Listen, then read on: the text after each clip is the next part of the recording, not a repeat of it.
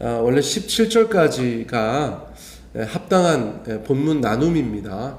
그런데 설교를 준비하다 보니까 분량이 조금 지나가서요, 15절에서 그냥 끊었습니다.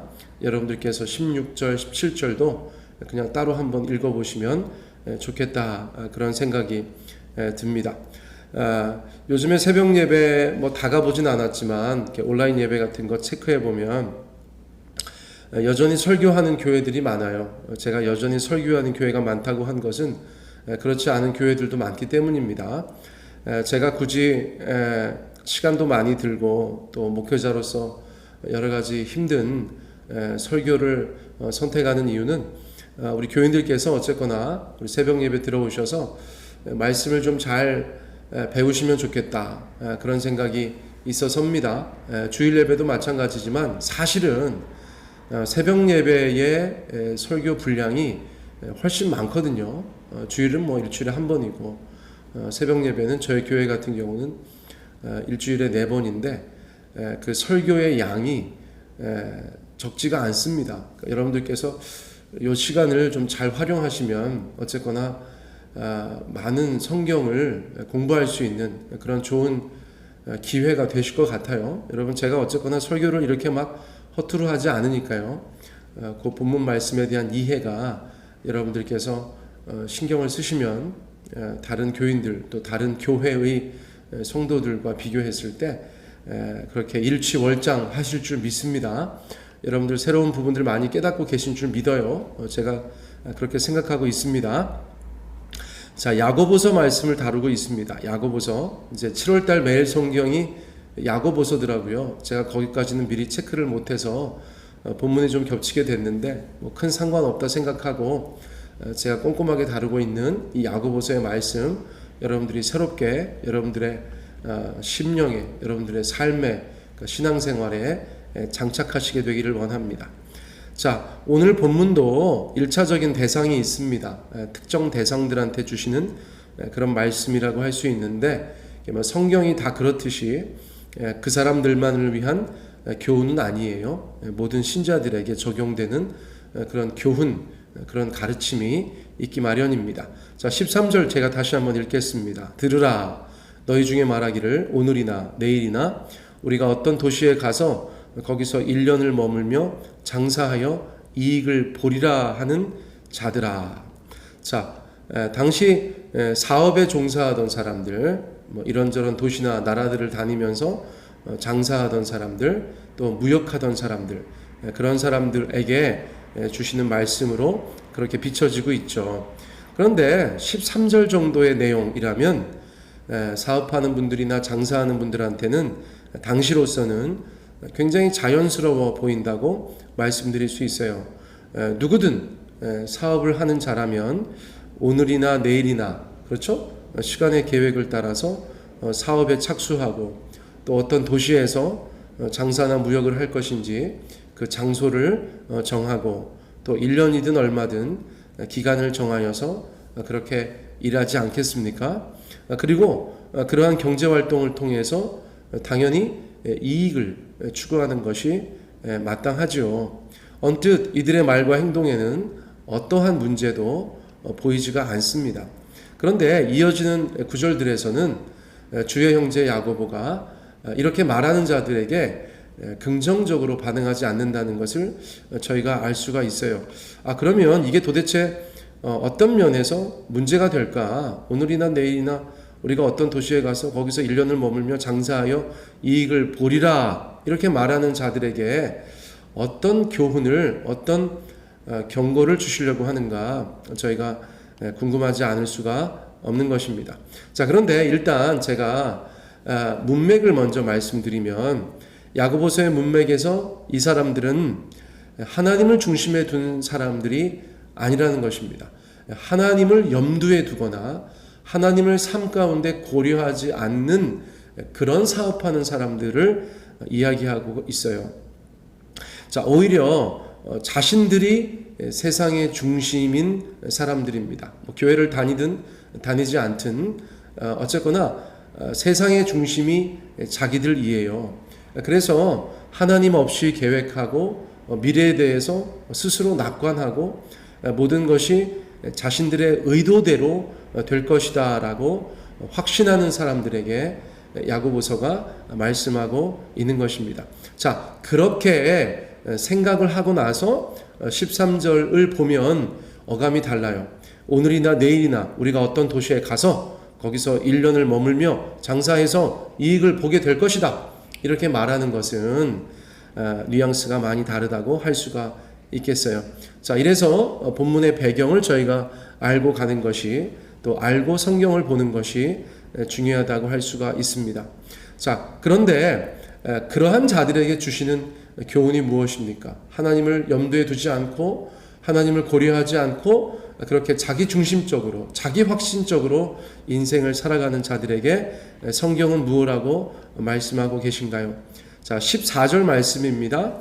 내일 일을 너희가 알지 못하는도다. 내일 일을 너희가 알지 못하는도다. 너희 생명이 무엇이냐? 너희는 잠깐 보이다가 없어지는 안개니라.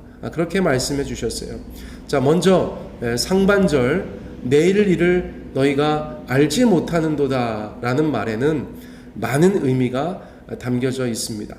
자, 그러고 보니까 본문에 등장하는 자들이 확신하고 있는 시간, 장소, 기간, 이익, 이 모든 것들은 인간이 확신할 수 있는 것이 없다는 것이에요.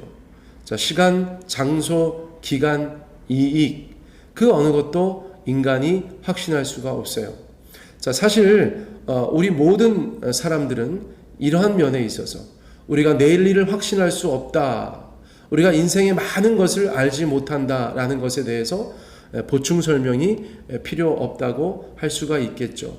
이것은 거의 준진리에 가까운 그런 내용이라고 말씀드릴 수가 있어요.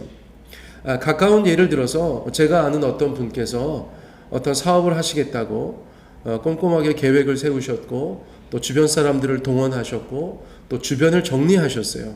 야심차게 그 일을 추진하셨는데 수개월이 지나지 못해서 예상치 못한 이유로 전면 백지화가 됐다. 제가 그 이야기를 최근에 들었습니다. 누가 그분을 비난할 수가 있겠습니까? 인생이 그런 것이죠. 이처럼 인간이 확신할 수 있는 내일은 없다는 것입니다. 자, 너희 생명이 무엇이냐? 너희는 잠깐 보이다가 없어지는 안개니라. 우리의 인생을 성경이 여러 가지로 표현하는데요, 그 중에 하나가 바로 야고보서 4장 14절의 말씀, 바로 인간을 안개에 표현한 것입니다. 자, 세종지역은 안개가 많은 지역에 포함되어 금강변에 있기 때문에 과거에 천마을 근처에서는 안개가 너무 자주 끼더라고요. 그래서 아침에 주일에도 제가 대전에서 올 때가 있었잖아요. 그때 교회 오다 보면 안개 낀 그런 세종의 모습을 자주 볼 수 있었습니다. 그런데 여러분, 주일 예배 다 마치고 다시 대전집으로 돌아갈 때는 오후 늦게까지 안개가 껴있는 경우가 없었어요. 해가 뜨면 사라지는 것이 바로 안개이기 때문입니다. 자, 성경이 인생을 안개에 비유한 것에 대해서 저희가 불만을 가질 수 있어요. 우리가 어쨌거나 100세 시대라고 하는데 인생이 안개인가? 여러분, 인생은 안개지요. 왜냐하면 세상은 영원 속에 있기 때문입니다. 그 길고 긴 시간 속에서 사람이 왔다 가는 그 시간들은 안개가 보이다가 사라지는 시간과 별반 다르지 않다고 말씀드릴 수 있어요. 인생을 살다 보면 정말 지나온 세월이 얼마나 빨리 흘러갔는지, 쏜 화살 같고 흐르는 강물 같다는 것을 저희가 생각하지 않을 수가 없습니다. 정말 그렇습니다. 우리가 남은 날을 계수하는 것이 어떤 날은 참으로 많은 분들에게 있어서는 지나온 날보다 더 짧다는 것이 사실일 것이에요. 자, 그러므로 성경은 우리 가운데 무엇을 말씀하고 있는가? 국어의 주제와 수학의 분수를 말씀하고 있는지도 모르겠어요. 우리는 너무나 연약한 존재들입니다. 그러므로 인생을 살아가면서 우리의 주제를 파악할 수 있어야겠죠. 그리고 하나님 앞에서 우리의 분수도 인정할 수 있어야 된다는 것입니다. 성경은 어쩌면 우리 가운데 그것을 말씀해 주고 있어요. 하나님 없이 자신의 확신에 차서 하루하루를 그렇게 살아가는 자들에게 경고하고 계신지도 모르겠습니다. 자, 15절. 그러므로 주시는 말씀이 무엇입니까? 너희가 도리어 말하기를 주의 뜻이면 우리가 살기도 하고 이것이나 저것을 하리라 할 것이거늘. 자, 이렇게 말해야 한다는 것이에요. 너희가 도리어 말하기를 이렇게 표현되어져 있는데 이 뜻은 너희는 이렇게 말하는 것이 더 낫다. 이렇게 말해야 한다. 그렇게 말씀해 주고 있어요. 그리고 나서 처음으로 언급된 말은 무엇입니까? 주의 뜻이면. 앞서서 이야기했던 사람들은 하나님의 뜻이 조금 더 중요하지 않았었죠. 자신들의 뜻, 자신들의 계획만 중요하였습니다. 그러나 정말 인생들이 해야 되는 말은 그 첫 번째 단어로 주의 뜻이라는 것이 등장해야 한다는 것입니다. 하나님의 뜻이면, 주님의 뜻이면 우리가 살기도 하고 이것이나 저것을 하리라 그렇게 말해야 한다는 것이에요. 자, 어떤 차별이 있죠? 굉장히 다른 것이 있죠. 앞선 사람들은 하나님의 주권을 인정함이 없었습니다. 하나님의 존재를 인정함이 없었어요. 그분이 내 삶 가운데 가지고 계신 계획이 무엇인가에 대해서도 관심이 없었어요. 그냥 내 마음대로 계획하고 내가 어디 가봐야겠다, 내가 뭐 해야겠다, 내가 돈을 벌어야겠다.